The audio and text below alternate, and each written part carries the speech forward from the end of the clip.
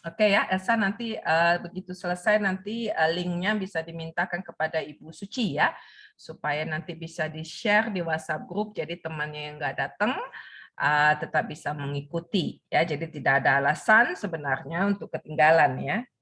Ya bisa dilakukan, bisa dikejar untuk alasan apapun yang tidak memungkinkan untuk hadir di perkuliahan ya. Saya akan minta ada perwakilan kelas ya untuk merekam dan kemudian nanti dibagikan di WhatsApp group supaya temannya bisa ikuti ya.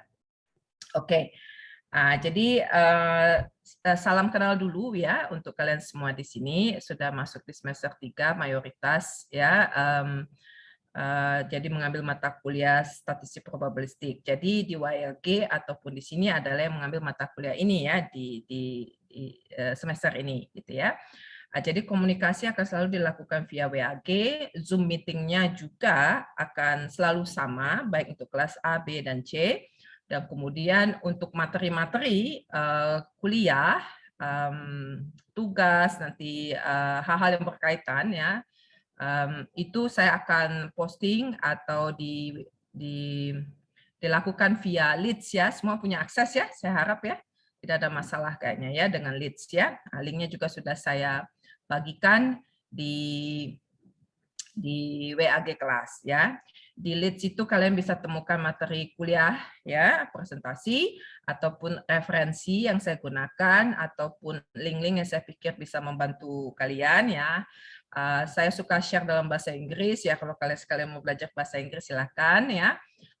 Kalau enggak ya mungkin cari yang dalam bahasa Indonesia gitu ya. Jadi materi kuliah untuk hari ini ya sebenarnya singkat saja, jadi saya tidak akan berlama-lama ya, karena ini juga kuliah pertama ya. Saya pada dasarnya mau perkenalan saja dengan saya ya, dan memungkinkan untuk kalian jikalau ada yang ingin kalian tanyakan, gitu ya. Oke, bisa lihat slide saya ya? Bisa Ibu. Ya. Ya, jadi ini mata kuliah statistik dan probability ya. Jadi dari namanya aja sudah bisa kalian tebak ya. Kalau bicara statistik tidak ada yang 100% pasti ya. Pasti kita bicara tentang probabilitas ya atau kemungkinan ya. Nah, ini sedikit informasi mengenai saya kalau kalian tertarik ya. Kemudian ini mata kuliah ini pada dasarnya untuk memberikan kalian kemampuan mengolah data, gitu ya, mengolah data dengan menggunakan apa yang disebut statistik deskriptif, ya, bagaimana mengklasifikasi, mempresentasikan data, ya, sampai yang sifatnya induktif atau digunakan untuk pengambilan kesimpulan, oke? Ya, jadi tahapannya itu ataupun cakupannya itu ya tentu bicara tadi seperti saya sampaikan bicara tentang probabilitas ya, baik teorinya ataupun nanti secara eksekusinya pelaksanaannya dengan menggunakan pendekatan distribusi dari probabilitas. Bagaimana mengambil data dengan sampling, bagaimana mengestimasi dari hasil sampling, dan kemudian menguji hipotesa ataupun kesimpulan sementara ya dari data yang ada ya, data yang diambil, dan kemudian ada pengenalan terhadap regresi gitu ya. Oke, jadi ini ya yang bisa kalian harapkan untuk dipelajari di mata kuliah ini ya. Kemudian untuk buku referensi kita menggunakan 2 buku referensi. Yang utama itu adalah buku Harinaldi ya. Ini bahasa Indonesia kalau Harinaldi ini. Jadi saya sarankan kalian punya ya. Nah, judulnya Prinsip Dasar Statistik, Teknik dan Sains ya. Yang kedua yang bahasa Inggris, kalau kalian berminat ya bisa di download ya. Saya ada posting ini ya, Montgomery ini ya. Apply Statistik dan Probability. Ini yang tahun 2002 sih, kalau kalian punya yang lebih baru ya silakan. Tapi yang saya post, yang saya taruh di Leads itu yang ini ya. Jadi kalian bisa akses, bisa di-download, bisa di-print juga kalau mau ya.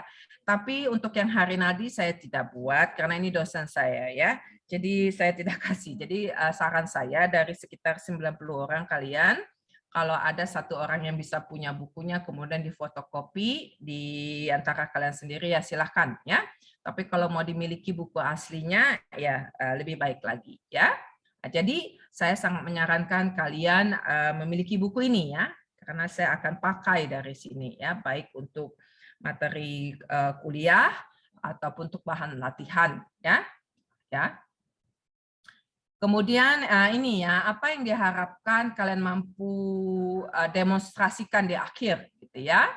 Pada dasarnya bicara tentang 4 pencapaian ya. Jadi saya akan mengakses atau menilai kalian dalam 4 kompetensi gitu ya. Ini mungkin belum biasa ya di kampus kita UPN ya, tapi ini udah biasa di tempat lainnya. Saya juga ngajar di UI, jadi menggunakan ini ya. Jadi pada saat kalian ngambil kuliah ini, kalian akan dievaluasi kemampuan yang diharapkan bisa didemonstrasikan pada akhir perkuliahan adalah pertama kalian mampu mengolah data ya, bisa melakukan penerapan statistik deskriptif gitu ya, bisa tahu tentang ukuran penyebaran dan pemusatan ya. Untuk masalah apapun, baik untuk masalah sehari-hari maupun untuk yang keilmuan dalam hal ini teknik ya. Kemudian karena berkaitan dengan statistik dan tidak ada kepastian di situ, kita pasti bicara tentang teori kemungkinan probabilistik ya. Tentu terutama karena melibatkan data yang sangat besar ya. Statistik ini pada dasarnya menjadi pondasi dari apa yang sekarang disebut data science ya. Jadi kalau kalian nanti suatu saat tertarik sama data science, ya gitu ya, pada dasarnya ini menggunakan prinsip statistik, gitu ya, dimulai dari statistik ya sebagai sesuatu yang menjadi pondasi ya. Data science pada dasarnya pengolahan data ya dengan data yang sangat luar biasa besar ya. Dan pendekatan dengan teknik yang lebih menggunakan pemrograman, contohnya ya pengolahan data yang sangat besar, jadi menggunakan teknik kompilasi ataupun algoritma ataupun model yang lebih kompleks ya. Tapi pada dasarnya itu berbicara tentang probabilitas. Apa teori probabilitasnya, bagaimana distribusi dari probabilitas itu atau kemungkinan itu ya. Yang ketiga tentu bicara tentang sampling. Kalau saya perlu, mungkin jarang dilakukan ya, tapi kalau kalian sampai di suatu situasi seperti itu, kalian mampu lakukan. Saya mampu melakukan sampling, pengambilan data, kemudian saya bisa melakukan estimasi. Ya, mungkin seringkali dalam realitanya kalian tidak perlu melakukan pengambilan data primer, lebih sering mungkin mengambil data sekunder. Ya, primer artinya saya lakukan sendiri. Ya. Saya ambil datanya sendiri ya, saya ngukur di lab ya, mungkin dengan pengukuran besaran listrik saya ngukur ya besaran-besaran itu saya lakukan, itu data primer ya. Jadi kalau mau kalibrasi atau apapun ya itu primer ya. Sekunder saya pakai referensi yang dipublikasikan oleh suatu studi atau pusat data yang bisa terpercaya ya. Kemudian terakhir itu dalam melakukan satu pengambilan data, kalian harus bisa punya ide sebenarnya saya mau ngapain gitu ya. Jadi ada satu hipotesa ya.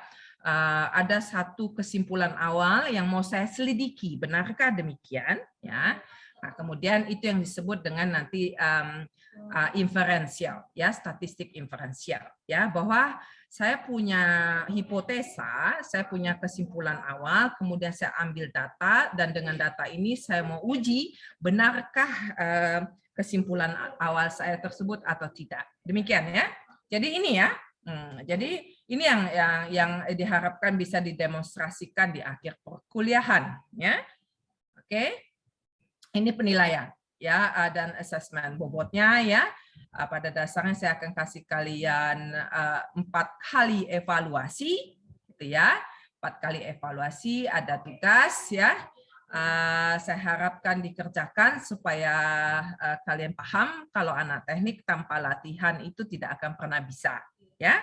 Wah, ngerti sih, tapi begitu tidak dicoba, dilatih, di akhirnya dievaluasi nanti hasilnya mengecewakan biasanya ya.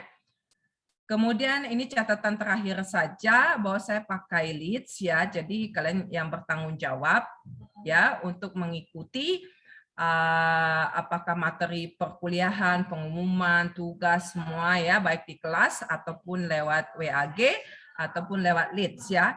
Untuk alasan apapun kalian tidak datang di perkuliahan saya dengan ada prioritas lain ya, karena kalian sudah dewasa, bukan menjadi alasan untuk kalian tidak mengikuti kuliah ini dengan cara yang berbeda. Apakah mengikuti rekamannya, apakah membaca bukunya, apakah mengerjakan tugasnya ya. Kalian sudah dewasa, jadi kalian harus belajar tentang hal itu ya. Saya mungkin ada prioritas lain yang harus saya kerjakan, jadi saya tidak bisa ikut kuliah ya.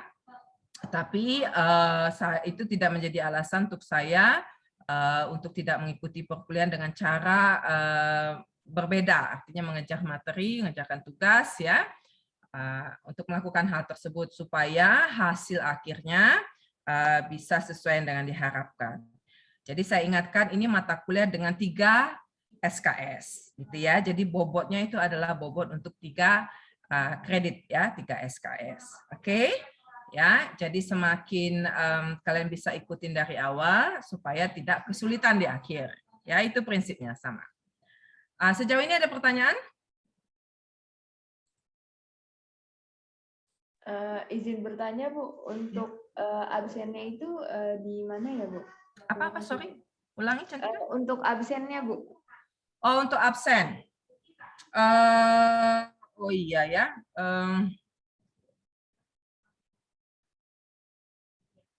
Oke. Saya nanti biasanya minta perwakilannya aja untuk ngecek teman-temannya ada atau tidak gitu ya. Ya. Ya, kasih laporan ke saya aja ya. Saya minta tolong. Jadi kalau kelas A dari Cantika gitu ya. Kelas B dari siapa nih? Jati ya? Iya, Bu. Kelas B Cantika, kelas C Elsa ya? Ya? Iya, Bu. Bisa gitu nggak di monitor? Untuk ngecek temannya hadir atau tidak? Ya, bisa? Bisa mungkin Bu nanti di screenshot aja apa yang hadir gitu Ya, ya. boleh ya. Oke, siap, Bu. Ya, itu pertanyaan soal absen. Apalagi yang lain? Untuk kelasnya itu sebagian besar online atau ada beberapa minggu yang offline gitu Bu? Maksudnya yang online itu apakah kelas kecil saja atau kelas besarnya juga online atau semuanya online gitu Bu? Kalau saya karena saya masih sulit untuk bergerak, kelasnya online, ya. Kelas saya masih online.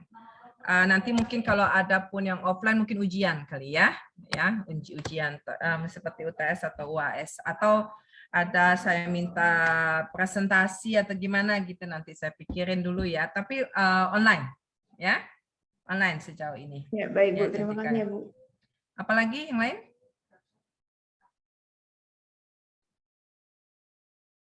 Ada lagi? Ada lagi Bu, untuk kan minggu ini baru minggu pertama ya Bu, untuk minggu kedua itu masih kelas besar atau sudah kelas kecil ya Bu? Kalau minggu depan nanti saya sudah buat kelas kecil ya. Jadi kalau kelas besar saya akan infokan supaya dalam bentuk kelas besar ya, bahwa ini akan kelas besar ya. Mungkin nggak biasa sama kalian, biasanya mungkin kelas besar bagaimana, kelas kecil bagaimana ya. Untuk saya itu kalau saya lihat materinya itu hanya perlu disampaikan sekali gitu ya. Ini penjelasan tentang materi kuliah, tentang mata kuliah, tidak terlalu banyak, pengenalan awal. Saya buat kelas besar gitu ya. Jadi kalau bilang kelas besar saya akan bilang kelas besar. Kalau kelas besar saya akan adakan di hari Senin juga ya, di jam seperti ini ya, di kelas-kelas apa nih? Saya selalu nggak hafal ABC-nya ya. Ya, tapi yang di karena informasi dari perwakilan kelas yang harusnya 7.30, ada yang 10, ada yang 13 ya. Nah, untuk selanjutnya, kalaupun ada kelas kecil, kita tetap pakai jadwal itu, ya. Yang kelas jam 10 tetap jam 10 hari Senin, yang jam 13 tetap jam 13 hari Senin, cuma yang 7.30 saya tidak bisa, itu saya ganti ke 15.30 ya. Siapa itu kelasnya? Ya, Kelas B, Bu. Kelas B ya. Kelas B itu kelasnya siapa ini? Kelas Cantika, Bu. Saya. Cantika ya, ganti ke 15.30 karena ini yang nggak bentrok kan gitu ya. Tadinya saya asumsi kalian kalau udah A, B, C saya pakai jadwal mana aja bisa, ternyata nggak bisa begitu ya. Jadi yang dipindah ke kelas ya, kelas Cantika tadi atau kelas B itu tadi di 15.30. Oke ya. Ya, jadi bisa ngikutin ya. Jadi yang jam 10 itu kelas A atau kelas C? Yang jam 10.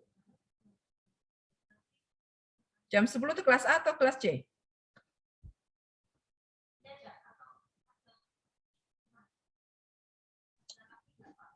Sepertinya kelas C, Bu. Kelas A itu jam 1, Bu. Iya, kelas A jam 1. Kelas A jam 1 ya. Jadi B, A, C gitu ya. Jadi yang jam 10 kelas, aduh saya nggak apa lagi. Udahlah ya, pokoknya kalau yang jam 10 tetap jam 10 itu ya. Ya, linknya tetap sama. Yang jam 1 tetap jam 1. Ya, yang jam 1 tetap jam 1, linknya sama. Kecuali yang 7.30 tadi, yang kelas Cantika dan teman-teman, itu jam 15.30. Kalau ada kelas besar, saya buat di kelasnya Cantika ya dan teman-teman di jam 15.30. Link sama selalu. Ada lagi pertanyaan mengenai itu? Maaf, Bu, mau menanyakan lagi, berarti Silakan. mulai minggu depan itu udah kelas kecil ya, Bu ya? Ya, kelas kecil. Kecuali Ya, saya baik, Bu. informasikan bahwa itu kelas besar, gitu ya. Ya, Bu. Baik, Bu. Terima kasih ya, Bu. Ada lagi? Ada lagi? Udah, mengenai kelas. Oke ya. Jadi selalu hari Senin, ya. Jadi nanti kalau kalian mau ada sama dosen lain, mata kuliah lain atau kegiatan ya, jadi terutama yang kelas Cantika dan teman-teman 15.30 itu slotnya kelas statistik dan kemungkinan kelas besarnya statistik, gitu ya. Oke ya, supaya nggak bentrok kan gitu. Ya. Atau jam 1 kalian ada bentrok? Jam 1 ada bentrok kalian kuliahnya? Ada mata kuliah lain? Kemungkinan ada kayaknya ya. Ada, Heri? Jam 1 kelas C kayaknya ada matematika teknik, Bu. Oh iya, ya udahlah, udah. Jadi nggak usah digeser-geser lagi lah. Begitu aja lah ya, daripada lebih repot. Ya. Oke. Kemudian, jadi minggu depan, ini saya infokan aja ya. Minggu depan tanggal 22 itu kelas kecil. Tapi di tanggal 29, itu saya tidak ada di Indonesia. Jadi karena saya tidak ada di Indonesia, ini ya, jadi saya mungkin akan buat satu kelas besar ya, khusus untuk hari itu, ya. Karena saya tidak ada di Indonesia, jadi supaya sekali jalan gitu ya. Nah, itu saya akan adakan kelas besar ya. Jadi kecuali nanti mau dipindahkan harinya, jadi lebih repot. Kalau pindah hari biasanya hari Sabtu saya jadinya, jadi repot ya. Kalian juga pengen istirahat, mungkin ada kegiatan lain hari Sabtu kan? Ya, demikian rencananya ya sejauh ini ya. Minggu depan tanggal 22 kelas kecil, 29 kita akan buat kelas besar lagi karena saya tidak ada di Indonesia ya. Oke, ada lagi? Ada ya. Jadi untuk perkuliahan statistik ini, kalau kalian dapat konsepnya, kalian latihan, sebenarnya kuliah ini nggak sulit, ya. Nah, saya ingatkan kuliah ini nggak sulit, ya. Karena ini tidak perlu, saya nggak tahu sih kalau di kurikulumnya persisnya bagaimana. Sebenarnya mata kuliah statistik ini, menurut saya pribadi itu tidak ada prerequisite sebenarnya, ya. Kalian tidak harus menguasai matematika canggih untuk ini, menurut saya pribadi. Ya, karena dasarnya sebenarnya ada matematika dasar dari kalian SMA, ya. Jadi kalau sudah lulus SMA, sudah ujian nasional, sudah ujian masuk, harusnya matematika dasarnya sudah lumayan dan itu sudah bisa jadi fondasi untuk mata kuliah statistik saya. Itu menurut saya pendapat pribadi. Jadi kalau kalian mengerti konsepnya, seperti kalian mengerti soal cerita kalau di pelajaran SMA dulu, ya harusnya bisa ya, sama latihan ya. Kalau bisa itu udah nggak masalah ini statistik ya. Oke. Sekarang saya lanjutkan ya. Ya silakan ya kalau ada pertanyaan dengan selama saya menjelaskan silakan aja ya. Ya, jadi silakan aja ditanya, tidak harus tunggu sampai akhir. Oke ya, saya udah ganti slide sekarang bisa dilihat ya. Bisa Ibu. Bisa, Bu. Oke ya. Jadi maaf aja kalau saya suka gado-gado dengan bahasa Inggris. Kalian harus bisa juga bahasa Inggris ya. So, mahasiswa udah jadi mahasiswa ini, apalagi mahasiswa teknik ya. Referensi teknik lebih sering dalam bahasa Inggris. Jadi untungnya masih ada yang referensi bahasa Indonesia tadi ya, Harinaldi ya. Oke, apa target kita hari ini? Pada dasarnya kalian familiar ya dengan istilah-istilah atau terminologi dalam statistik ya. Kemudian apa peranan statistik dan terapannya di bidang teknik ya. Apa peranan komputer atau perangkat lunak ya, program gitu ya untuk analisa data ya dalam statistik ya. Kemudian ya, jadi apa ini ya pengertiannya statistik ya? Orang kalau dengarkan kata statistik itu apa sebenarnya ya? Sebenarnya statistik itu adalah cabang ilmu pengetahuan sebenarnya. Ada yang bilang dia bagian dari matematik, ada yang bilang dia berdiri sendiri, nggak masalah. Saya nggak mau mendebat itu ya. Pada dasarnya secara umum itu adalah metode ilmiah. Oke? Ya, bedanya orang mengklaim bahwa dia punya data dengan orang menerapkan prinsip statistik dalam mengambil dan mengolah data akan berbeda ya akan diterima gitu ya, ada metodenya, nggak hanya ngambil data terus mengklaim gitu, bilang ini bilang itu ya, itu berbeda ya, karena kita di kalangan akademik ya, jadi kita harus ada metode ilmiahnya gitu ya yang berkaitan dengan data dalam mengumpulkan, mengklasifikasikan, meringkas, menjanjikan atau memvisualisasikan ya.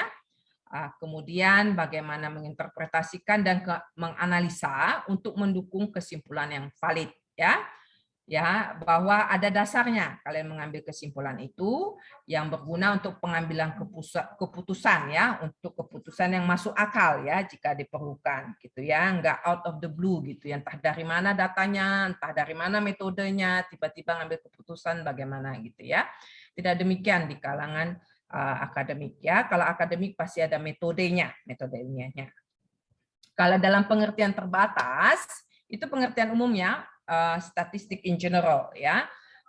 Kalau bicara tentang statistik ya, dalam pengertian terbatas maksudnya nanti kalian jangan jadi bingung. Kita ada yang menyebut namanya nanti population ya, dan kita ambil sampling gitu ya. Jadi statistik itu pengertian terbatasnya gitu ya, bahwa data atau fakta berupa angka yang dihasilkan dari data yang menggambarkan karakteristik suatu sampel. Jadi kalian nanti harus dengar ya, dalam sini nanti ada yang disebut populasi.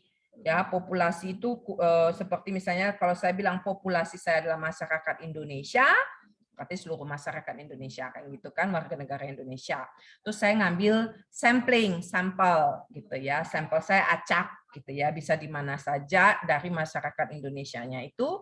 Kemudian data yang didapatkan dari sampling saya itu tadi itu saya sebut statistik. Oke, itu pengertian terbatasnya. Tapi bisa saja populasi saya ini adalah lingkungan teknik elektro di UPNRJ. Ya, itu populasi saya ya. Tapi saya bisa mengadakan sampling. Mungkin saya ngambil sampling dari angkatan berapa, dari kelas yang mana, ya kemudian saya buat data statistiknya. Itu statistik yang terbatas ya. Jadi ini. Jadi kalian akan mendengar yang istilahnya populasi dan sampel, ya. Jadi populasi itu yang kalian definisikan sebagai populasi dari target analisa kalian, ya. Jadi dari keseluruhan pengukuran objek yang sedang dikaji, ya.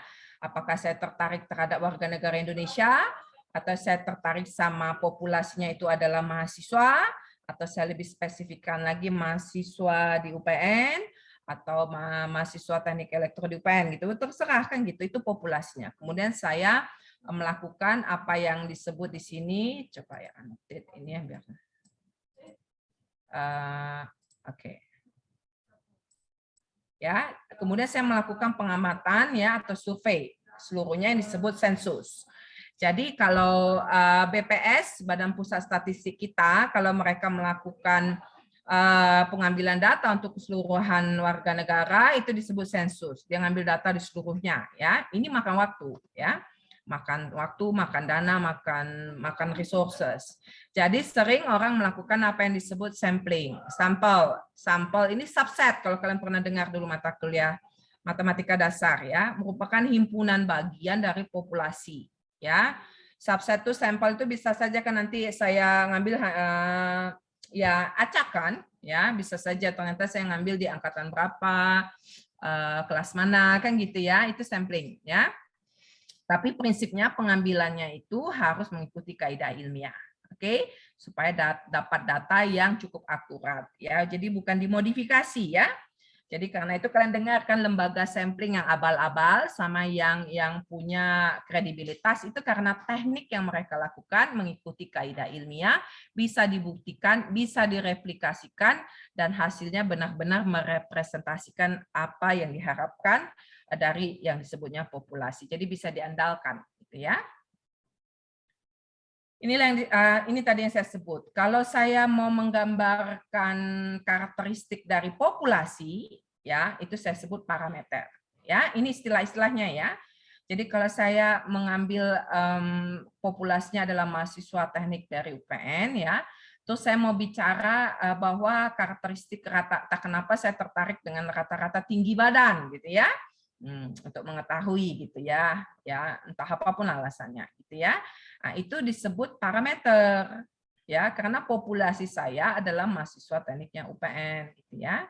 Tetapi kalau saya mengambil sampling ya, ngambil random samplingnya atau survei gitu ya.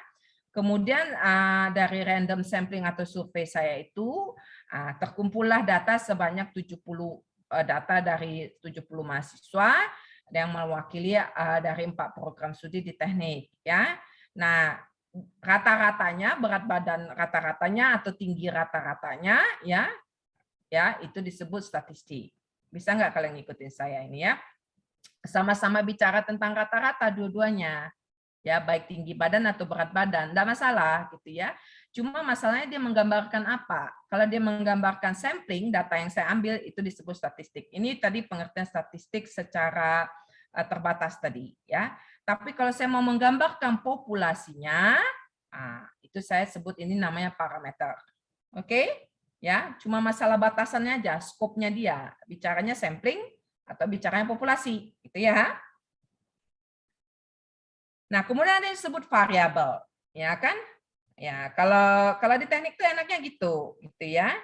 Kita mau bicara panjang lebar 2 halaman, 1 buku, berapa jam, ya, ada satu masalah, kita pasti bicara namanya ada variabel, ya, simbol yang digunakan, kemudian nanti ada besaran kan gitu ya, ada besarnya, ada datanya itu besarnya berapa, satuannya apa kan begitu ya. Masalahnya apa yang diketahui, apa yang ditanya, apa yang harus saya jawab kan begitu ya. Jadi tetap saja ya, bukan berpanjang-panjang lebar di sana, tidak. Ini masalahnya apa yang harus saya jawab, terus yang diketahui apa ya, bagaimana saya mendapatkan informasi yang saya perlukan untuk menjawab pertanyaan yang ataupun masalah yang ada, kan gitu aja kan. Sekali lagi ada yang disebut namanya variabel ya. Variabel ini simbol, mau apapun simbolnya ya. Nah, itu dari sekumpulan nilai yang merupakan domainnya. Jadi jangan pada bingung gitu ya. Domain apa lagi nih ya. Jadi ada yang disebut variabel continue, ada yang disebut variabel discrete ya. Kalau anak elektro udah lebih paham lah apa yang disebut discrete dengan continue ya. Kalau continuous kan, kalau kalian ingat sinyal longitudinal ya, lanjut ya, bentuk sin yang cos gitu, dia lanjut kan gitu ya, tidak infinite ya, terus gitu ya. Tapi kalau discrete itu kan kayak 10 10 10 10 gitu ya. Jadi discrete ya, harus angka yang bulat gitu ya, 0 1 2 gitu ya. Kalau continue itu bisa 1,2. Kalau pakai 1 desimal. Tapi kalau pakai 2 desimal 1,21. Kalau pakai 3 desimal 1,213. Nah, itu continue terus saja deh gitu ya. Tapi kalau discrete enggak, 1, 2 gitu ya, atau laki atau perempuan gitu kan. Nggak bisa setengah laki-laki setengah perempuan gitu kan. Kalau nggak laki ya perempuan gitu ya. Tapi kalau tinggi badan, berat badan tergantung ya, itu hasil pencacahan. Kalian mau pakai desimal berapa desimal? 1 desimal, 2 desimal, 3 desimal, 10 desimal kan gitu ya. Bisa lanjut terus ya. Itu yang disebut continue. Ya, jadi ini populasi, ini sampel, ini variabel. Contoh, populasi, semua siswa atau mahasiswa yang saat ini terdaftar di angkatan 2021 misalnya. Samplingnya, ya sebagian dari itu subsetnya kan, karena saya nggak akan mengumpulkan seluruh datanya, itu namanya sensus nanti. Tapi kalau sampel hanya sebagian. Variabelnya apa? Kalau namanya mahasiswa, mungkin saya tertarik dengan IPK-nya, SKS-nya, program studinya, namanya, atau nomor induk mahasiswanya, kan gitu. Ya, nah, itu gambarannya. Nah, ini misalnya contohnya yang dalam bentuk industri atau teknik ya, kalau bicara circuit box misalnya, ya, yang diproduksi selama 1 bulan, misalnya populasinya itu, ya, untuk quality check saya mau cek, jadi saya ambil samplingnya dari beberapa circuit box yang ada yang diproduksi di bulan itu random, gitu ya. Variabel apa? Saya mau tahu jenis kerusakannya, berapa banyak, dan di mana lokasi kerusakannya untuk quality control biasanya, ya. Oke. Ada pertanyaan sejauh ini? Ya, silakan ya. Kemudian kalau nggak ada saya lanjut terus ya. Jadi ini deskriptif ya. Ini tahapannya: mengumpulkan, mengklasifikasi, meringkas, interpretasi dan menyajikan atau visualisasi tanpa saya perlu menganalisa dan menarik kesimpulan. Ya. Kalau sampai menarik kesimpulan itu di statistik inferensial nanti ya. Jadi saya cuma menggambarkan data saya saja, silakan orang mengambil kesimpulannya masing-masing. Saya hanya memvisualisasikan data saya dalam bentuk banyak diagram gitu ya, plot gitu ya. Inilah data yang saya kumpulkan, saya visualisasi, terus saya katakan di mana ukuran pemusatannya, penyebarannya, di mana kemencengannya, di mana keruncingannya gitu kan, itu divisualisasikan. Itu statistik deskripsi ya. Tapi kalau sudah sampai analisa dan kesimpulan, itu nanti masuk ke tahap berikutnya, inferensial. Ya. Nah, kalau yang statistik deskripsi ini, contohnya ini, ya, ada perusahaan mobil, dia produksi 300.000 unit per tahun. Ya. Lebih sering ini untuk quality control. Ya. Terus kualitas, untuk lihat kualitas produknya, ya. Kemudian data tersebut disajikan dalam bentuk diagram. Ya. Contoh yang lain misalnya, entah kenapa untuk lihat quality mahasiswa ya, dilihat rata-rata IPK-nya di prodi semester tertentu misalnya, atau untuk informasi yang lebih luas untuk profiling ya, karakteristik mahasiswa, mereka dilihat di mana asal sekolahnya, distribusinya dari mana, dari Jakarta dan luar Jakarta misalnya gitu ya. Ini contoh-contoh aja kan, orang bisa tertarik untuk tahu sesuatu ya, untuk membantu mereka melakukan tahapan-tahapan selanjutnya ya, keputusan apa atau metode apa atau pendekatan apa ya, berdasarkan data ya. Kalau ini yang disebut inferensial ya, jadi ini proses gimana saya ngambil kesimpulan dari data saya. Kalau saya mau mengambil kesimpulan mengenai parameter dari populasi saya atau karakteristik mereka ini ya, berdasarkan informasi yang saya dapatkan dari statistik sampel. Ya. Jadi ini saya mulai dari tetap sampling ya, tapi sampling saya ini sudah merupakan subset gitu ya. Saya punya pertanyaan yang lebih luas tentang karakteristik atau parameter dari populasi.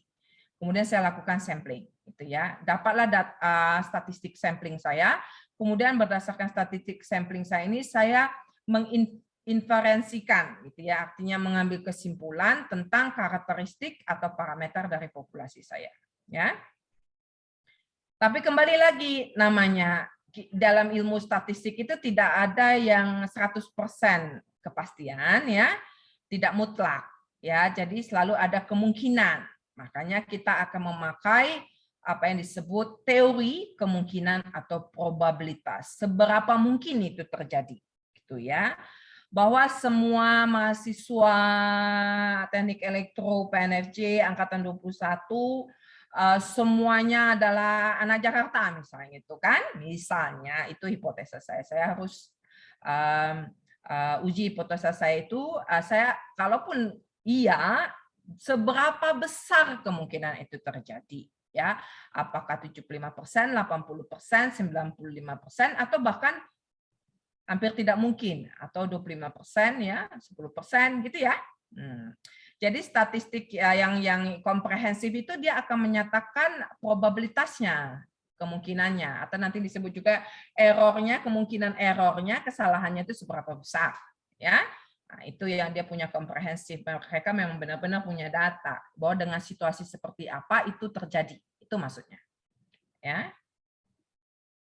Jadi bukan pakai nujum-nujum terang-terang nggak jelas gitu ya, datang hasilnya begitu, tidak ya. Tapi ada perhitungannya gitu ya. Contohnya gitu ya. Ini misalnya kontainer ya. Ada kontainer ya. Contohnya ambil sampling ya. Ini misalnya di pelabuhan gitu ya, ngirim kapal-kapal dengan kontainer-kontainer ya. Entah kenapa ini penting kan, supaya nggak ada yang tenggelam atau apa gitu kan. Jadi mau diperiksa nih sampling kontainernya, mereka sesuai nggak gitu ya dengan persyaratan perkapalan untuk dengan bobot gitu misalnya. Nah, contoh ambil kontainer ya. 25 sampel ya. Nah, sekarang jika diambil samplingnya itu 25 ya, rata-ratanya atau data statistiknya adalah 7,1 ton. Ya.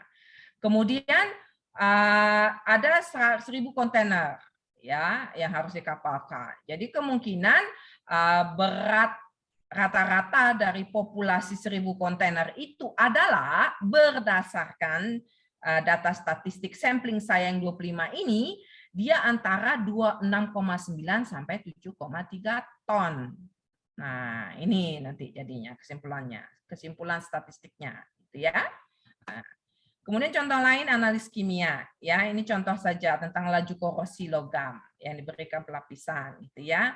Ada ini 10 mg dari samplingnya ya terhadap 20 sampel ya. Kemudian dari data ini ya dia menunjukkan laju korosi sebesar 9,5 mg. Ya, oke gitu ya. Itu melakukan ya 10,5 mg atau 9,5 mg gitu ya. Jadi intinya adalah saya ngambil sampling dari populasi yang lebih besar. Nah, rata-ratanya atau data statistiknya itu akan membantu saya menyimpulkan range ataupun titik estimasinya ataupun range-nya. Kalau ini titik pastinya ya, kalau ini range ya. Dari karakteristik parameter populasi saya. Kembali lagi gitu ya. Pasti melibatkan angka ya kalau statistik ya. Jadi ini gambaran visualisasinya. Ini populasi ya. Populasi saya bisa mahasiswa teknik ya, bisa apapun itu ya. Misalnya pengambilan data dari besaran listrik, tegangan gitu kan, arus gitu ya. Tahanan gitu kan di lab kan. Yang kalau kalian pakai pengukuran langsung gitu ya, atau lab fisika kalian, pengukuran panjang dengan jangka sorong kan gitu kan. Bisa aja ada populasinya gitu kan, kemudian kalian ambil sampelnya, kalian ukur ya kan, kalian ukur ya, ternyata kan nggak semuanya tahanan resistor kalian ukur, misalnya dari ada 100 mungkin kalian ukur 5 atau 10 ya, ini sampling kalian gitu ya. Dari sampling ini saya dapat data statistiknya ya, kemudian dari data statistik ini saya buat perkiraan mengenai parameter populasi saya yang saya tidak ketahui ya seluruh kumpulan dari resistor atau tahanan yang ada gitu contohnya kan gitu ya, namanya melibatkan pengukuran gitu kan, tahanan, voltase gitu kan, arus kan gitu ya contoh. Jadi ini gambarannya ya, yang statistik deskripsi itu yang ini gitu ya. Tapi kalau sampai ada inferensial ya, menggunakan informasi sampel untuk menyimpulkan populasi dan menguji itu adalah inferensial. Ya, statistik inferensial ini metode statistik. Kenapa saya perlu ini? Ya, karena kalau kalian tertarik dengan hubungan antara variabel, ya, Apa hubungan, dari mana rumus formula itu datang? Ya, apa hubungan antara resistan, voltase sama arus, kan gitu ya. Rumusnya itu datang dari mana? Itu menggambarkan hubungan antara variabel-variabel itu, gitu ya. Jadi kalau kalian nanti suatu saat namanya kalian berkembang terus ya keilmuan kalian, gitu ya. Dari misalnya ini data kalian ini bukan cuma data lab ngambil berapa 10-100 sampel, tapi data kalian bisa ribuan, berpuluh-puluh ribu, berjuta-juta, itu yang disebut data science. Terus kalian data itu aja tidak ada artinya, tapi kalau data itu memberikan informasi, apalagi hubungan, nah ini yang berharga ya. Jadi dengan ilmu data science itu nanti kalian bahkan bisa membuat satu rumus atau formula yang menggambarkan pola hubungan, pattern, ya. Nah, itu memberikan informasi. Nah, ini yang berharga. Oke? Jadi ini kenapa ini diperlukan ya? Jadi untuk jumlah data yang sangat banyak itu membingungkan, ini apa? Ini random aja, nggak ada polanya atau ada pola sebenarnya? Apa hubungan antara variabel-variabel itu? Gitu ya. Jadi ini diperlukan untuk identifikasi atau gambaran dari hubungan yang ada antara variabel, ya. Kemudian untuk membantu mengambil keputusan apapun keputusan itu, gitu ya, untuk menghadapi ketidakpastian, gitu ya. Karena datanya sangat banyak, bagaimana menghadapi ketidakpastian ini untuk proses kendali. Contohnya saja, contoh kayak COVID ini, pandemi COVID ini. Kalau kalian perhatikan dulu bagaimana pemerintah menangani ya, terlepas kalian setuju atau tidak setuju, suka atau tidak suka ya, tentang pembatasan, tentang apalah mau level berapa, pasti mereka seharusnya memakai data ya, data ini mau apa ya, mereka pasti lihat parameter. Kalau kalian baca ya informasi bed occupancy katanya kan, bicara tentang tingkat infeksi gitu kan, berapa banyak orang yang terinfeksi, berapa banyak orang yang divaksin, berapa banyak tingkat keterisian tempat tidur di rumah sakit, itu menjadi tadi variabel yang digunakan dan mereka lihat ada hubungan antara variabel itu. Dan begitu yang satu angkanya melonjak, itu memberikan mereka indikasi pemerintah dalam hal ini pengambil keputusan untuk menerapkan apa? Pembatasan kah atau melonggarkan kah dengan banyak kebijakan. Gitu ya. Itu contohnya ya. Dengan situasi pandemi belakangan ini yang kalian juga alami. Itu contohnya ya. Kemudian kalau untuk teknisnya, kalau ada desain, desain apapun ya, mau desain ini contohnya dalam hal ini ya, beban, ya kapan kegagalan terjadi jika bebannya melebihi daya tahan material, gitu ya. Kalian kan juga nanti ngurus misalnya kalau teknik elektro kalian gatrik, nanti kan kalian di mana dia akan terjadi beban berlebih, jadi tripping gitu kan. Jadi itu ada gitu ya. Apakah kalian nanti mendalami material atau tidak kan gitu ya. Tergantung, semua keilmuan butuh statistik sebenarnya. Intinya pengolahan data ya. Dan kemudian lihat ada polanya dan antisipasi kalau hal-hal atau situasi tertentu terjadi. Intinya kan itu ya. Ya. Karena dalam kondisi yang sebenarnya itu tidak diketahui secara pasti, gitu ya. Nggak ada orang yang tahu kan gitu. Menghadapi ketidakpastian ya. Karena itu, tapi dengan adanya ketidakpastian seperti pandemi bukan berarti tidak melakukan apa-apa, gitu ya. Makanya contoh pandemi aja saya buat ya. Contoh pandemi itu dengan pemerintah mencoba memonitor gitu kan ya, misalnya dengan angka vaksinasi kah, tingkat infeksi kah, ya kayak gitu-gitulah ya. Walaupun ada ketidakpastian yang besar, bukan berarti tidak berbuat apa-apa ya dengan data yang ada dan melakukan tindakan yang berdasarkan data yang ada itu, dan kemudian di-adjust terus ya, disesuaikan terus kan, karena data itu nambah terus kan biasanya ya. Kemudian diolah juga ya. Oke, jadi hal-hal seperti itu, besaran-besaran tadi ya, mau dibilang tahanan, kayak mau dibilang voltase, mau dibilang tingkat infeksi, kah, itu pada dasarnya adalah variabel-variabel dari suatu statistik, gitu ya. Ya. Ini contoh komposisi senyawa, peralatan analisa produksi yang harus dikalibrasi ya. Contohnya kalau kalian kalibrasi ya di lab fisika atau di lab pengukuran besaran listrik gitu kan, harus dikalibrasi gitu kan supaya pengukurannya tepat gitu ya. Jadi dalam pengukuran itu contohnya ini ada pembebanan ya untuk mengetahui besaran gaya yang bekerja. Ini divisualisasikan terhadap tegangannya, ada luas penampangnya ya. Kemudian dari situ divisualisasikan dalam bentuk ini berapa tegangan, sebaran tegangan beban rata-ratanya ataupun tegangan kekuatan rata-ratanya. Ini disebut distribusi nanti. Ya, ini sebaran ini ya, dilihat ya. Ini disebut distribusi nanti ya. Dia apakah dia merata seperti ini, terlihat seperti lonceng jadi distribusi normal atau menceng kanan, menceng kiri gitu ya. Apapun variabelnya, mau disebut penampang, kekuatan, tegangan, kekuatan ya, atau gaya atau apapun itu ya. Kemudian dalam eksperimennya di lab namanya pengukuran ya, ada yang disebut tidak akurat kan, inakurasi. Penyebabnya apa? Ada dua hal. Bisa sistematik, bisa juga random, acak ya. Kalau sistematik ini terus berulang terjadi. Ya, makanya biasanya ini kesalahannya karena perlu kalibrasi lagi lah ya supaya itu tepat ya.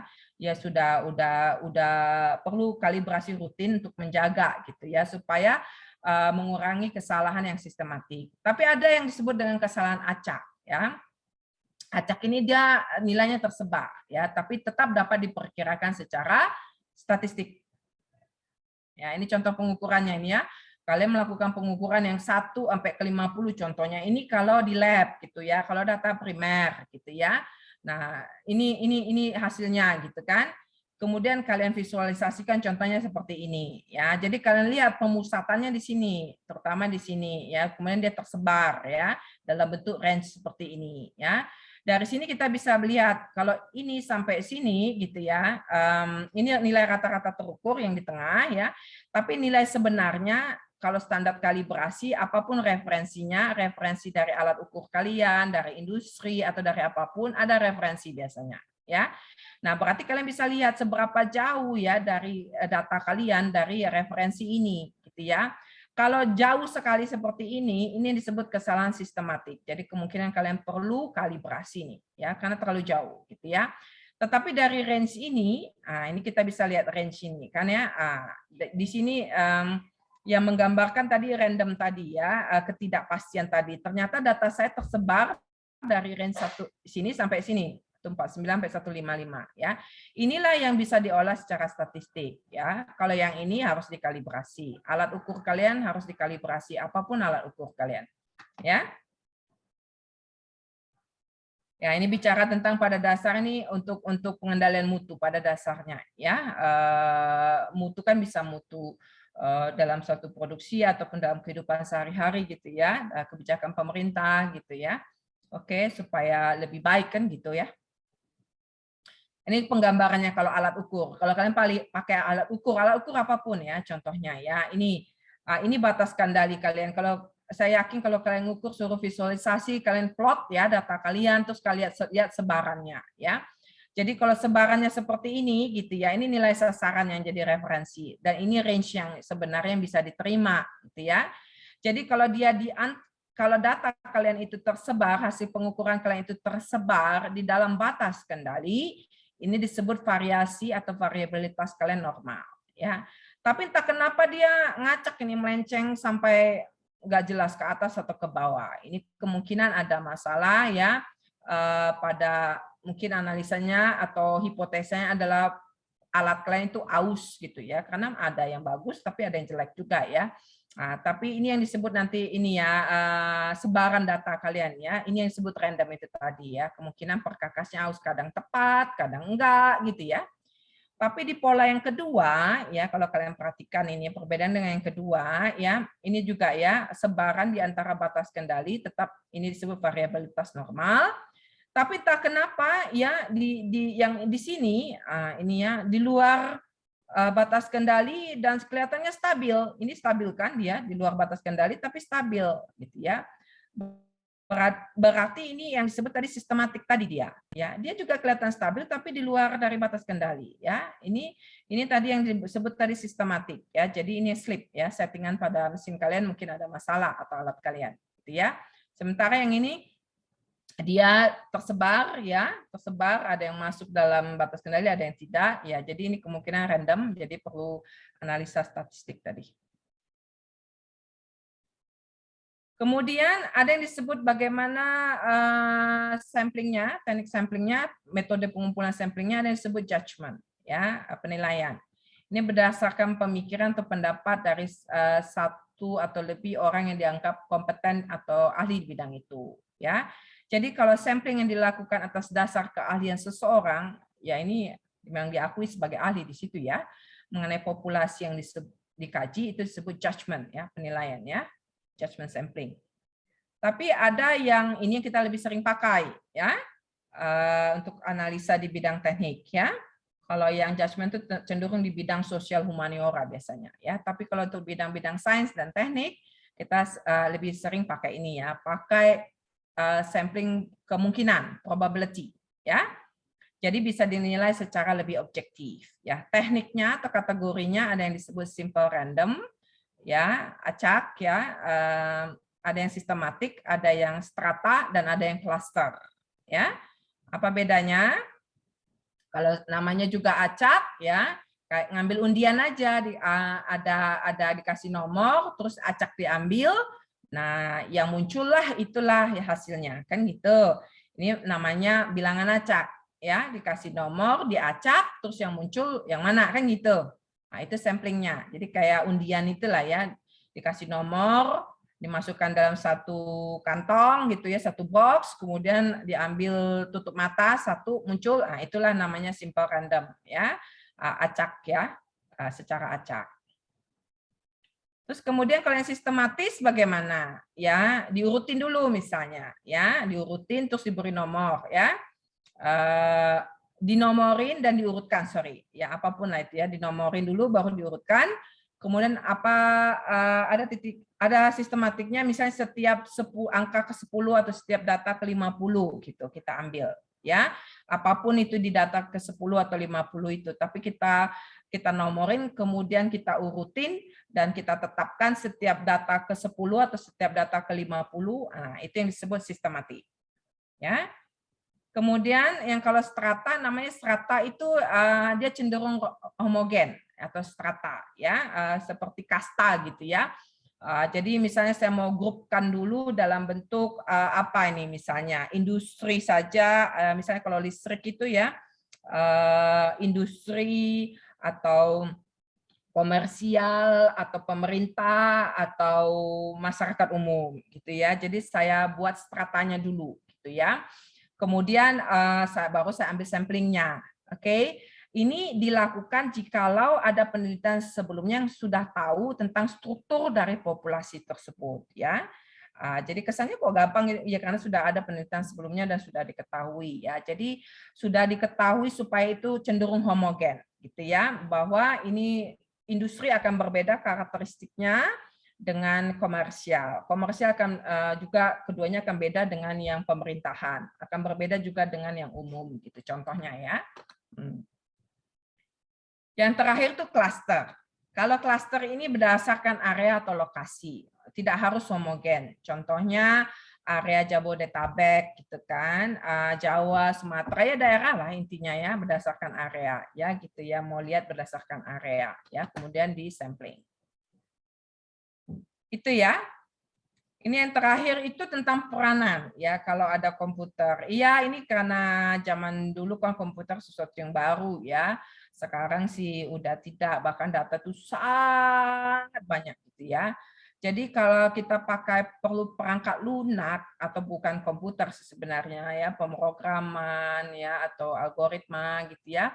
Karena ada data yang tidak sedikit dan itu akan dilakukan secara berulang-ulang ya, dan karena kompleks ya, tidak ada alternatif lain ya, bisa membutuhkan waktu yang sangat lama, jadi perlu bantuan software ya ataupun hal ini aplikasi statistik ya.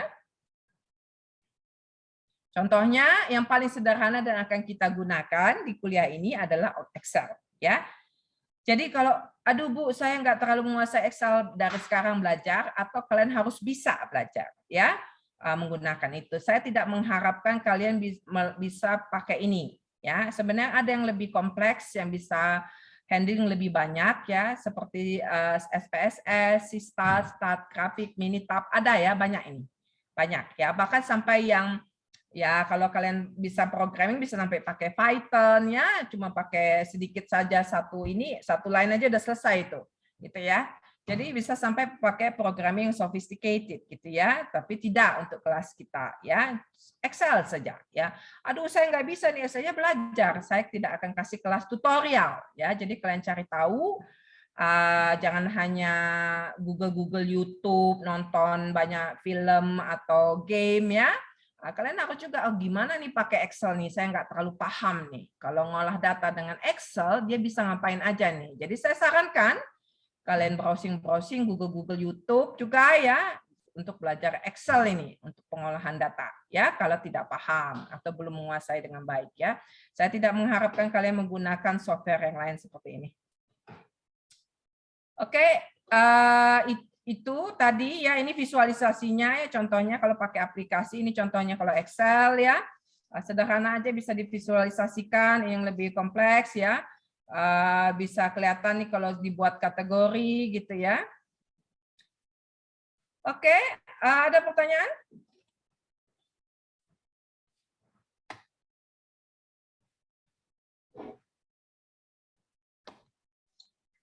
Nggak ada? Jelas? Crystal clear?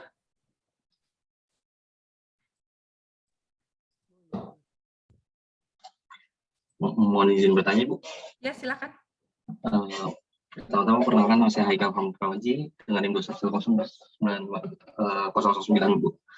Mungkin lebih teknis, Bu, untuk yang tadi terakhir yang rumus yang Excel itu, Ibu. Kira-kira itu yang apa ya? Kayak kan banyak tuh rumus Excel yang harus dipelajari. Kira-kira awal-awalnya itu apa yang dipelajari? Entah itu dari konsetennya, terus lookup, kan ada juga ada lookup dan if dan yang lain-lain. Sebenarnya nggak perlu, ya Haikal, makasih ya. Sebenarnya nggak perlu sampai segitunya ya. Jadi yang nggak perlu sampai segitu komprehensifnya, karena yang perlu dilakukan itu nanti apa, gitu ya. Kalau statistik itu sederhana, saya cuma perlu tahu nanti ukuran pemusatan dan penyebaran untuk statistik deskriptif. Kan, pemusatan dan penyebaran berarti saya perlu namanya yang apa yang disebut tentang mean, rata-rata kan gitu ya. Jadi kalau saya ada 10 data, 50 data gitu ya, jadi saya harus bisa buat rata-ratanya kan gitu. Bagaimana saya harus diurutkan dulu atau tidak kan gitu ya, kan gitu ya. Jadi saya harus bisa hitung rata-rata, apa nilai terkecil, nilai terbesar kan gitu. Sebenarnya sederhana gitu ya. Nanti dengan bantuan Excel membantu saya saja untuk perhitungan. Kalau pakai manual kan lebih repot gitu ya, kalkulator juga. Sementara kalau Excel sudah bantu saya masukin, ambil dari kotak ini dibagi kotak ini gitu kan bisa ya. Ya. Saya enggak tahu seberapa jauh kalian terekspos dengan Excel ya. Jadi kadang ada yang ngelubu, saya nggak bisa Excelnya, ya belajar gitu. Saya nggak akan ajarkan kelas tutorialnya ya kalau sama sekali tidak tahu pegang Excel gitu ya. Sampai di level nanti sebenarnya untuk visualisasi aja Haikal dan teman-teman di sini yang ada ya. Untuk visualisasi saja, tadi bisa ngegambarin tadi diagram batang tadi gitu ya. Saya bisa nggak ada data 50 terus saya urutkan misalnya ya, diurutkan terus saya buat diagram batangnya, bisa nggak? Di mana itu saya bisa lakukan? Gitu ya. Jadi sebenarnya nggak kompleks pakai lookup itu nggak sebenarnya ya. Jangan lupa, saya tadi sampaikan di awal, statistik mata kuliah saya ini, menurut saya pribadi, kalian tidak perlu menguasai matematik level berapa.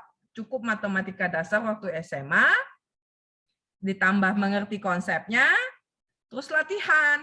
Jadi selesai. Ya. Nah, jadi tidak ada masalah seharusnya. Gitu ya. Ya, cuma kalau ditumpuk di belakang, nah ini sistem kebut semalam, kepepet semuanya, nah ini yang susah biasanya. Gitu ya. Oke. Baik Ibu, terima kasih banyak atas jawabannya. Iya ya, Haikal ya. Jadi nggak perlu ribet sebenarnya. Tidak di mata kuliah saya, gitu ya. Mungkin di matematika teknik yang lain ya, gitu. Mata kuliah saya Excel itu cuma alat bantu untuk kalau saya nanti ada contoh ada 50-100 data atau saya kasih mungkin nanti sampai sekitar 500 data, kayaknya ya sekitar 500 atau 700 data gitu ya. Jadi bagaimana ngolah itu kan nggak mungkin kan satu-satu kalian hitung gitu kan? Nah, bagaimana itu kalau di grup dikelompokin terus divisualisasikan? Itu saja, itu ya, ya. Ada lagi? Bu, saya izin bertanya, Bu. Iya, Anap, ya. Untuk pengambilan sampel dari suatu populasi itu ada ketentuannya nggak, Bu? Misalnya Iya. 50% dari populasi atau bebas saja atau gimana ya, Bu? Iya, ada. Itu nanti teknik sampling dan estimasi, Afna, ya.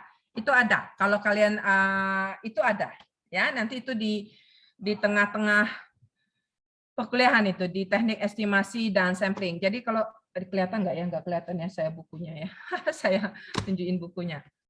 Kalau kalian tertarik untuk tahu lebih awal, nah itu bisa dibaca buku Harinaldi itu di bab-bab ke-7 atau 8 itu. Ya, atau mau tunggu saya gitu ya. Ya, ada, itu sebenarnya ada, ya. Jadi saya sudah punya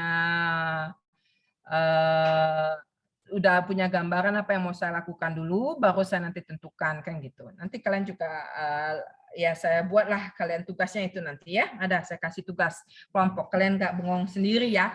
Tugas kelompok itu untuk membantu ya mengerjakan sesuatu bersama-sama, bekerja sama ya, dan juga tidak beban sendiri ya. Jadi bagus untuk kalian bisa berdiskusi, membagi tugas, membagi ya, tapi tetap target harus tercapai kan gitu ya. Nah, itu latihan nanti. Saya kasih ada 2 tugas bersama, tugas besar ya. Tapi saya ada kasih PR juga untuk latihan gitu ya. Oke? Ada lagi? Afnaf ya tadi ya. Oke. Oke, terima kasih, Bu. Ada lagi yang lain?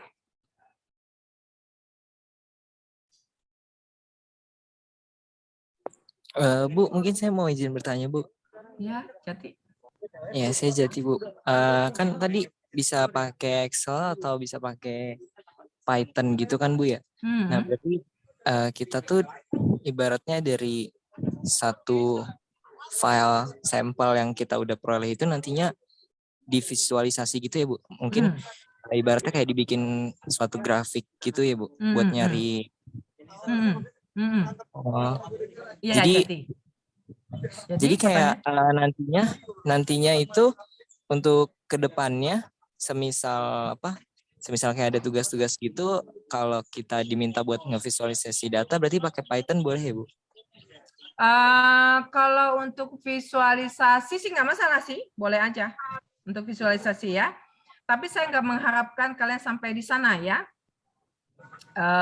Maksudnya kalau kalian punya kemampuan itu silakan ya, gitu ya. Tapi nanti yang saya lihat analisanya, ya. Kalau yang mengerti, gitu. Karena di sini bukan kuliah Python atau programming gitu ya. Kuliah di sini adalah kuliah statistik dan probabilistik gitu ya. Jadi mindset saya adalah untuk melihat kemampuan tadi yang saya sebutkan 4 kompetensi tadi. Kalian bisa mendemonstrasikan itu tidak di akhir kuliah saya, kan gitu, ya. Ya Jati ya. Ya? Oke. Ya, Bu. Nggak masalah gitu ya. Tapi saya mau mengatakan tools yang sederhana itu adalah paling sederhana adalah Excel ya. Jadi kalau entah sama sekali tidak bisa ya, entah kenapa tidak bisa sama sekali, cari tahu ya dari YouTube gimana pakai Excel gitu ya. Jadi jangan aduh Bu saya nggak ngerti Excelnya gitu ya. Tapi bisa nonton YouTube banyak hal, sosial media, tapi cari belajar Excel nggak bisa, kan gitu kan? Itu kan menyedihkan. Kalau Python lain lah ya, mungkin lebih challenging ya, gitu ya. Tapi kalau Excel aja harus bisa dong. Gitu gimana caranya? Jadi jangan di akhir bilang, aduh Ibu saya nggak tahu ya, cari tahu, gitu ya. Ya. Oke ya, jadi untuk kuliah saya itu tidak perlu matematik yang hebat ya, matematika dasar aja. Nanti kalian sudah lihat itu, matematika dasar aja tentang probabilitas gitu ya, subset itu himpunan tentang diagram Venn gitu ya. Nah, jadi matematika dasar nih kuliah pelajaran SMA ya. Tapi kalian harus mengerti konsepnya gitu ya. Kalian latihan, udah itu.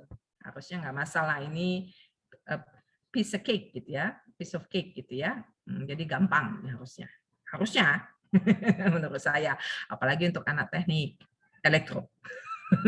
Karena kalian nanti buat pemrograman, apalagi suka data science, kan ya. Kalau ada yang tertarik ke sana ya nanti ya. Oke. Udah itu aja. Ada lagi? Jadi kuliah untuk hari ini sampai di situ. Kalau nggak ada yang bertanya. Dari saya cukup, Bu. Makasih, Bu. Ya, jadi ada lagi yang lain yang di sini?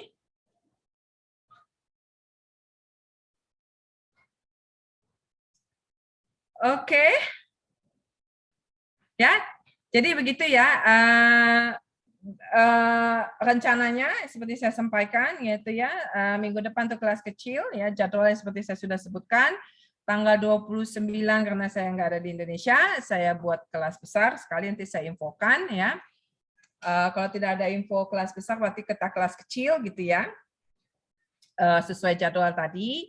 Dan kemudian minggu depan itu tentang statistik deskripsi gitu ya. Setelah itu saya langsung kasih, menurut saya kalian sudah langsung bisa dibagi dengan tugas kelompok yang harus kalian kerjakan dalam 3 minggu. Ya, 3 minggu. Saya kasih 3 minggu cukup lah ya. Oke. Kemudian dalam ini kita ini ada 4 evaluasi. Ya, 4 evaluasi, ya 4 ujian gitu ya. Kalau saya bilang evaluasi artinya ujian. Nanti yang kedua dengan yang keempat itu di UTS dengan UAS, ya ujian tengah semester dan ujian akhir semester. Tapi yang pertama dengan yang ketiga, ya itu di antara itu. Jadi siap-siap. Jadi jangan ini kuis aja, ini saya nggak datang lah, sakit inilah, sakit itu, entah apapun alasannya. Kalau nilai kalian 0 di situ, itu akan mempengaruhi hasil ujian UTS dan UAS kalian. Jadi saya sudah sampaikan di awal ya, tolong sampaikan ke teman-teman yang nggak hadir. Ya, jadi saya sengaja buat nanti 4 ujian supaya nggak ditumpuk semua di UTS atau di UAS. Ya, jadi dicicil itu ya. Jadi ada 4 kali ujian. Nah, yang ujian yang pertama nanti ini cukup cepat. Sebenarnya cuma mengcover 2 minggu pertama. Statistik deskripsinya tadi dikuasai atau tidak, ya. Jadi begitu nanti ada selesai tugas besarnya itu langsung ujian atau seminggu sebelum atau seminggu sesudah langsung ujian yang pertama ya. Oke. Jadi ritmenya lebih cepat kalau saya ya. Jadi supaya nggak ditumpuk di belakang. Oke. Ada lagi? Nggak ada? Oke, enggak apa-apa. Hari ini bonus semuanya saya anggap hadir gitu ya. Enggak apa-apa walaupun cuma sekitar mungkin 2/3 gitu ya. Itu aja, tolong disampaikan ke teman-temannya yang nggak hadir kuliah ya, baik di materinya sudah saya posting di Leads ya. Apapun materi yang berkaitan dengan kuliah ini akan saya posting di Leads. Kemudian informasi juga di WhatsApp grup ya. Silakan kalau bisa ada pertanyaan itu di WhatsApp grup saja, jangan saya langsung ya. Nanti saya nggak terlalu monitor ya kalau ada 90 orang nanya gitu ya. Lebih baik di grup kelas. Jadi mungkin pertanyaan sama, jadi saya jawab untuk semuanya gitu. Atau bisa lewat perwakilan kelas yang saya buat sebagai admin juga boleh ya. Bukan berarti kalian tidak bisa nanya saya, tapi nanti kalau tidak terjawab gitu ya, lebih baik dibuat di WhatsApp grup ya. Kelas ya. Nah, itu sebagai perpanjangan kelas ya. Oke?